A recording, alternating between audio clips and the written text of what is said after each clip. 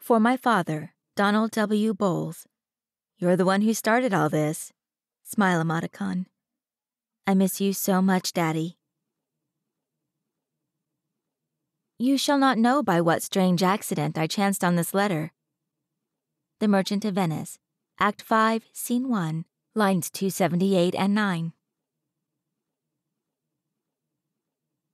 Prologue. Wednesday, August 26th. Dearest Mickey, please write me back. Oh, I'm so worried these letters aren't finding their way to you. Our love deserves a chance to flourish. I know you think so too. You might want to give me one of your favorite quotes, "Don't cry because it's over, smile because it happened," but you don't really feel that way. I don't believe we're over, not yet. Never forget how much I love you. Let the colors remind you. Your airborne Raquel Welch is thinking of you. Love, Marlena. Melvin McManus ran his fingers over the letter again. The paper was worn until almost transparent, and the care with which he folded it and inserted it back into its envelope made it seem as though he held a priceless jewel. He picked up his silver flask and stared at it. His left hand started to raise the flask to his lips, but then he flung it against the wall of the narrow room. He stood. Melvin closed the small hidden doorway and routed the pipe maze to get to the basement. He stumbled through the basement door and lurched up the stairs, his bulky form weaving as if he weren't sure of finding the next step. Covering his mouth to muffle a hacking cough, Melvin stopped and listened. He really shouldn't be there after midnight. His shift only went from 3 to 10. But sometimes the work took much longer than that, because he hoped the care he took with the building might help the students stop taking this important time in their lives for granted. Many of them did take it for granted, though, and might end up like Melvin, navigating the world without any education or any real options. Those students didn't make any kind of connection between now and later.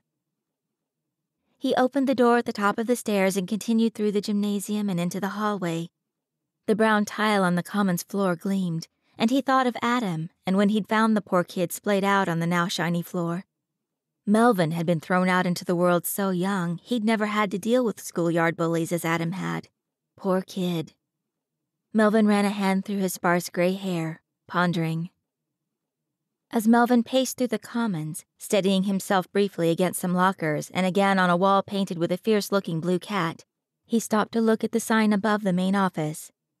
Wildcats, producing proud and productive future citizens. He'd seen that sign many times, but tonight it made him long to become, finally, the future citizen he wished to be. He didn't know how much longer he could stand the waiting, even with his helpful hideout in the basement. He knew he was close, though, close to achieving his goal. Edward had said as much last week, and the closer Melvin got, the less he drank, and the better he felt. He allowed the moment of anticipation to swell, forgot about the wildcat sign, and almost ran back to the basement for the letters. He sighed, an explosive whoosh that flattened his belly and whispered his nose hairs. Almost there. Almost there. He looked at his hands, dirty and greasy from work but still strong. He thought of those hands in his younger years, how she'd kissed each of his fingertips as if they were precious. He remembered what those hands had felt like when they held her, and the dirt fell away like magic. A muffled thump startled him out of his reverie. Crap. Melvin knew he was a little tipsy, not done with his work, and in the wrong part of the building to boot. He walked nonchalantly in the other direction, but he heard the thump again, followed by a tinkling noise like breaking glass. Damn. Maybe he should look. It could be a cat or other animal, and he'd hate to trap one in the school for the whole night. He peeked through the windows of the main office and looked at the front desk, where the computer monitor flashed and he saw someone sitting. Melvin checked his watch. 1:30 midnight. Oh, he hoped it wasn't who he thought, but he had to check. After unlocking the doors, he curved around the front counter to approach the left desk and stiffened when he saw who it was. "Oh, I can see you didn't listen," he exclaimed. "We have to make this stop. That's it. I don't care what happens. I'm gonna—" Melvin heard a whoosh followed by a crack, and he felt his body fall as it slammed hard onto the shiny brown tiles. Love goes toward love as schoolboys from their books, but love from love toward school with heavy looks. Romeo and Juliet, Act 2, Scene 2, lines 176 through 8. Chapter 1. Monday, August 24th. Emma Lovett walked onto the campus of Thomas Jefferson High School in Pinewood, Colorado at 7:30 in the morning. She looked at a wide expanse of the courtyard. Lovely. In all four corners, nubby split-log benches enclosed small gardens of pastel flowers, their soft scents floating through the morning air. The center of the yard was divided into two sections, each marked off by cement benches encircling a monstrous and splendid old tree. Walnut, she thought. Maybe oak. No, oak trees would leave little acorns all over the benches, and one would be unable to sit there without getting hard nuggets up one's butt. That would be an interesting excuse. "No, teacher, my homework isn't done because I have hemorrhoids." She smiled at the image and let out a breath she hadn't realized she'd been holding. Whew. No allowing nerves to get the best of her. They're just kids, for Pete's sake. She hadn't signed on to fly the space shuttle, only to teach some kids how to diagram sentences and recognize iambic pentameter. Okay, that latter part could be hard. No, stop. She could do this. She rubbed her freckled nose, which already felt oily. Emma gingerly touched the long brown hair hanging about her shoulders and smoothed her flowered skirt. Maybe she should have dressed more like the teacher she'd had growing up in Holly Hills. Colorless dresses and a bun so tight it pulled one's face back toward one's ears. She took another deep breath and shook her head. No, this was her new life, and she was determined to be herself, act like herself, look like herself. Lifting her chin, she strolled toward the center of the courtyard as if she'd been doing this all her life. A knot of boys stood in the corner where the cement yard met the tall brick wall of the school. As soon as they spied Emma, they let out a string of catcalls and wolf whistles that would do a construction worker proud. She was tempted to run for cover, but she called on her southern upbringing and walked directly toward the pubescent crew. "Good morning, boys. How are y'all doing?" The boys mumbled, embarrassed, clearly uncomfortable interacting with adults. Only one, a medium-sized kid with a shock of bleach blonde hair, managed a red-faced, "Fine." Emma continued. "I want to talk to you about the whole catcall thing. It's really awful. There are so many better ways to tell a nice girl you think she's pretty." "Like what?" said a tall one in the back corner. He had pieces of metal poking out of several spots on his face and a t-shirt that read, "Chicks Hate Me." Instead of lecturing him on the dangers of infection from all the piercings, she launched into her maiden attempt at molding the young minds of the world. "Well, a sincere compliment for starters. How about her dress, her hair? Maybe a nice note that explains why you like her. And that should be aspects of her personality you like, guys. I don't know. Flowers and chocolate are my personal favorites." With this sage advice and without waiting for a response, she started for the blue steel double doors leading into the commons. As Emma walked into the school building, she took another deep breath, inhaling the metallic smell of lockers that mingled with refrigerated air and floor wax. Not a pleasant combination, but so rife with nostalgia it might as well have been a donut shop. She'd only been to the district office for an interview on Friday, late hiring here, so this was her first time at the school. She'd had education classes at college before she arrived, and her student teaching had been an odd experience at an alternative school held in an office building in Holly Hills, so this was technically the first time she'd be teaching at a real school. Hooey, that sounded so scary. It was all right, though.